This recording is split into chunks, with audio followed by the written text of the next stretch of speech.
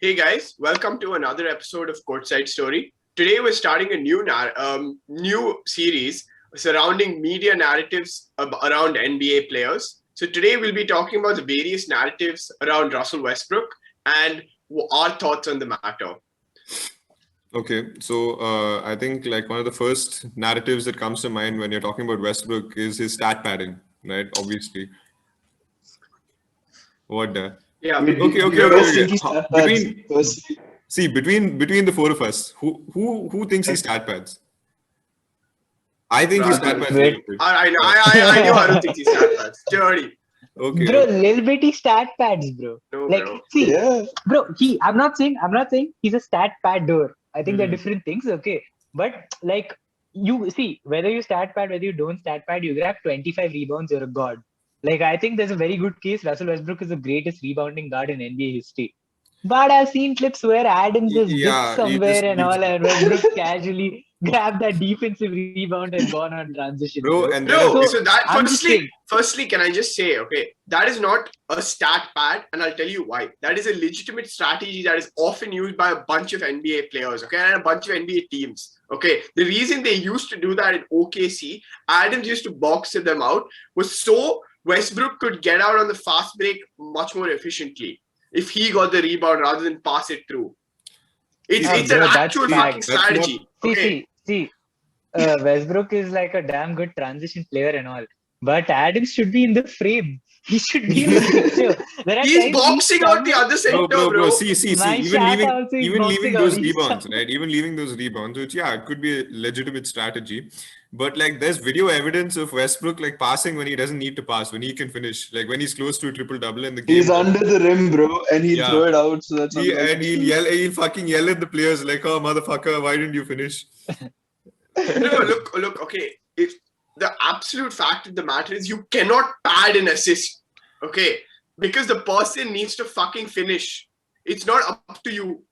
Bro, you're open to finish and Daniel Gafford is open to finish and you're on 21 points, 12 rebounds, 9 assists and you throw it to Gafford, that's a stat pad. That's not a stat pad. See. You're making a shot for your teamate. It's not about a higher probability shot. It's not just about the individual shot. It's also about the type of play style, right? You throw passes when like they don't need to be thrown, which like does disrupt the offense. Exactly. And like you may have a turnover. Like there's a higher likelihood of a turnover than Russell Westbrook himself finishing it. And one other problem is sometimes the teammate is not expecting the pass, bro. You look at it like Russ gives it to the guy and the guy like drops it off, fucks around. Shit happens. Hey, these local teammates aren't his fault, bro.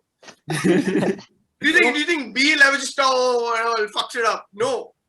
I think if he didn't stat pad, bro, he'd have like a 25, 8 and 8, bro, which is still insane. It's just what kind of balls, bro? He doesn't stat pad. Stat padding cannot happen, bro. He stat pads a little bit. Okay. Yeah, no, he does. No, you can't stat pad. People fucking aren't gonna let you stat pad in the NBA. No, bro. 6'3", bro. They don't get a say, bro. He's damn good.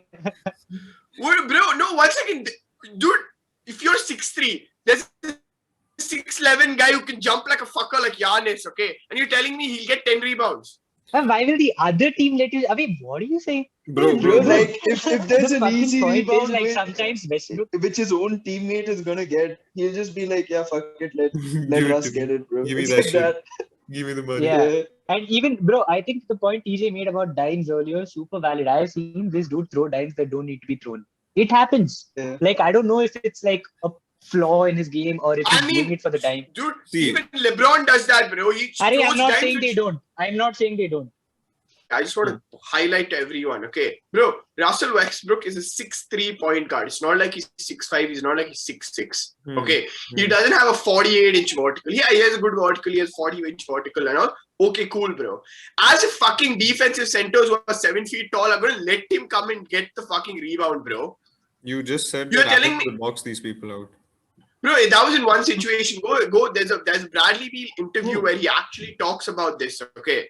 This year, where he says, I've seen it. He says none of that shit happened. He says, bro, when I was playing against OKC during his MVP runs in the following seasons, I used to think like, oh, bro, how is this fan getting it? And Adams boxing it out must be the only fucking reason, right? But he later says, bro, in our team, we don't do that shit.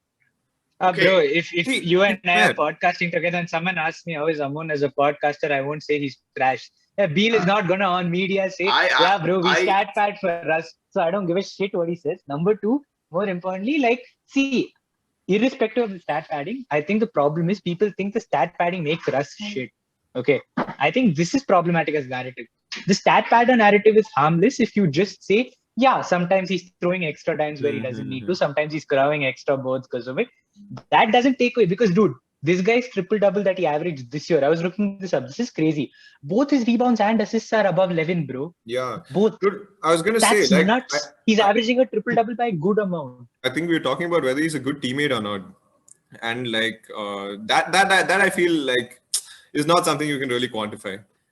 Bro, yeah, how are we gonna comment on whether he's a good Yeah, we teammate gotta or chill not? with him. Which, See, I like, think we can give him the benefit of the doubt, though. I know we're not qualified to comment, but we can give him the benefit of the doubt because I think, firstly, like, winning an NBA chip is hard. Like, I think people underrate it. Like, this is not a dude who's under-accomplished in the league or something. yeah, And secondly, like, his teammates say good things about him. Like, dude, okay, he beefed with KD, but that's because KD went to the guys who beat them. Like, so, KD like, Royal, dude, what KD did to Russell Westbrook was a cuck. He cucked him. He genuinely cucked him. bro. That's a textbook poor lad cuck. is playing No, with I think the second best player on the team after that was some Steven Adams there. No, I feel like you're misconstruing the meaning of cuck. He got cheated on with the girl he was told not to worry about. It's not a cuckold situation. Hey, it was a cuckold situation because then he had to watch that. Well, yeah, everyone had to watch it. It was beautiful. Yeah, shut up. It's a cuck, bro. It's fine. It was beautiful. See, I agree. The thing is, like Russ's other teammates, like including his OKC post KD teammates and Bradley Beal and like most of them have good things to say about Russell Westbrook. Like I don't think he's a bad teammate or leader, but I think his style of basketball as it is today is not necessarily that compatible with success. Which brings us to at least in narrative. the conventional way we see it. Bro, but I think he's even a good teammate, bro. I don't know if you guys remember in his MVP speech, he called all his local OKC teammates behind him. Imagine how long that MVP. The only time those fuckers have been on stage since draft night. He's on that day.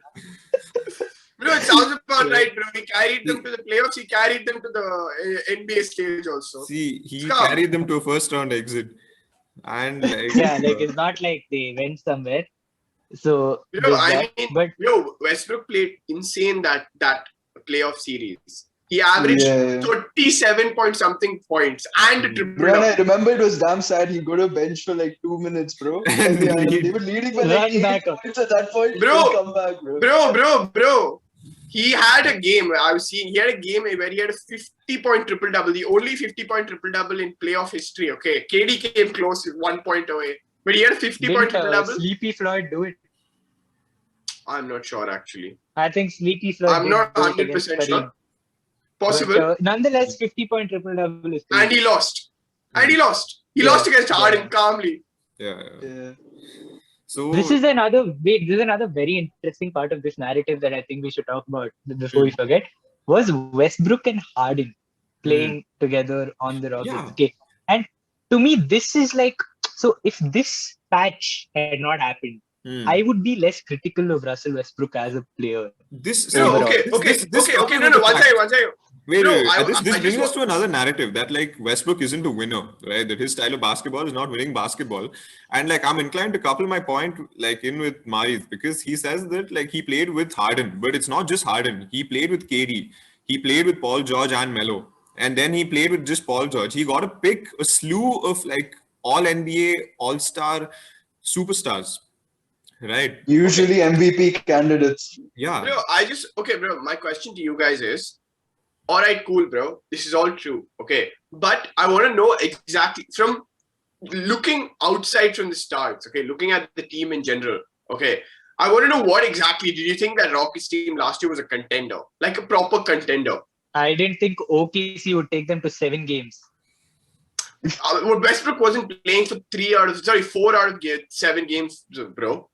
Dude, that's not just the point. We're talking about Westbrook and not the Rockets here. So my point is, the first half of the last year's season, he was quite ass. Like the numbers don't show you that because after the All-Star break, he pulled a Russell Westbrook. He went And, off. yeah. Okay, first half of the season he was fucking garbage. Like I remember watching, because like I obviously wanted Harden to do well, but like, and I thought this was finally their like golden ticket with Russ also showing up. You have 2 MVPs from the old OKC team. Fucking shada he did for the first half of the season, not a damn thing. Okay, Bro, so like, no, dude, look, when you're playing at an NBA level, and I'm sure you guys can like, I'm not saying like, I'm not speaking on personal experience, but like logic states this, okay? The moment you take out a player, okay, especially from like a system that he's used to, because in OKC he was used to the system, okay? And when he came back with Mike D'Antoni's offense, something else only, okay? Right? So the moment you take him out and put him into a new, you saw that this year also, bro. That's why when he was starting, he was a bit slow to start off, because, bro, it's harder to get into a new system, especially when you're used to being that floor general, and now you have to share the ball with the guy who has the highest usage rate in the fucking league. Okay, so like, I get it. Yes, he should have done more. Okay, see, definitely. Amon, this is a good point, because this brings me to my next point. This Russ has no resilience. Man keeps leaving. He's been on 3 teams in no time. So you're talking like they forced him out, bro. He dipped. So now don't dip and play like crap for the first half and say, oh, new team.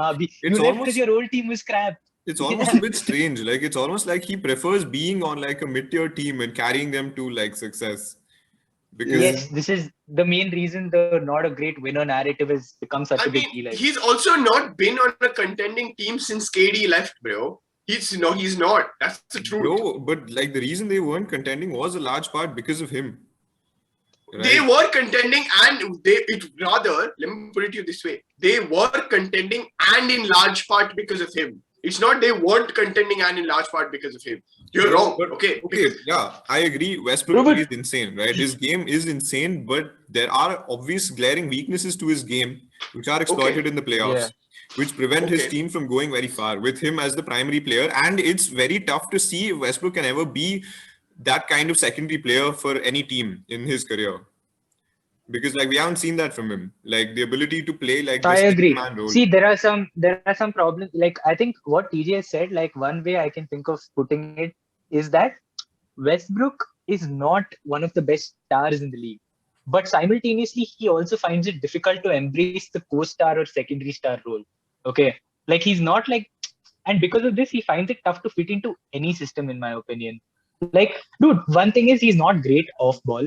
Okay. Secondly, he is a turnover hazard. As many triple doubles as he had this year, most could have been quadruple doubles if you see how many turnovers he had. Okay, he's not very catch and shoot.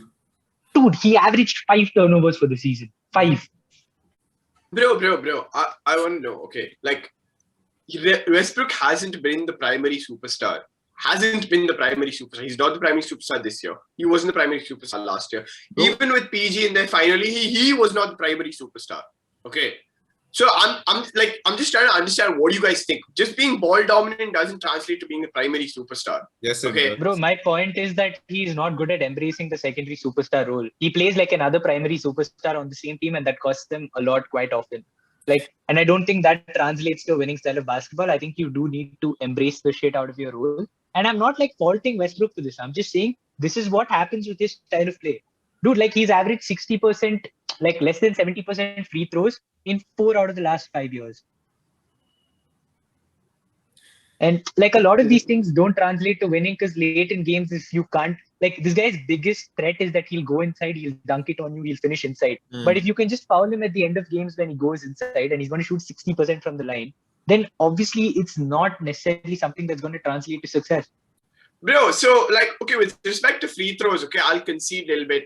Okay, during the regular season, but okay, if you go look at his clutch free throw percentage, it is a lot higher, because if you actually look at West, like generally, also Russell Westbrook over the last 10 years, okay, he's third in clutch points. Now, bro, if Mari, you start arguing that clutch stats aren't reliable, I agree with you. Okay, clutch stats aren't 2000% reliable.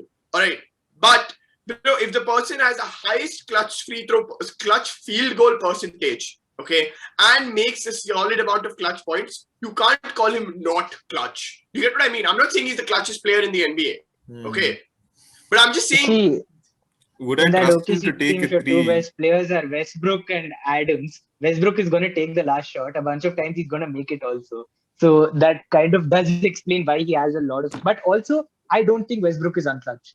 In the conventional sense of can he just hit big shots? He's hit a bunch of big shots, dude. Like, I would not say Westbrook is not clutch, but I would say the fact that he's not a huge shooting threat sort of like makes him only doubt himself. Like in Washington and all, like you'll see him not taking a lot of last minute shots unless he had to.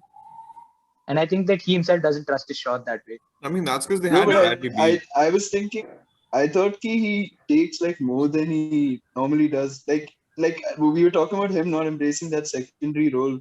I feel like that's an issue in here because he takes a lot of bad shots and that's what everybody sees. And that's why this full narrative of him not being clutch comes because he's probably missed a few and like ill-advised shots which somebody else would have taken in the team.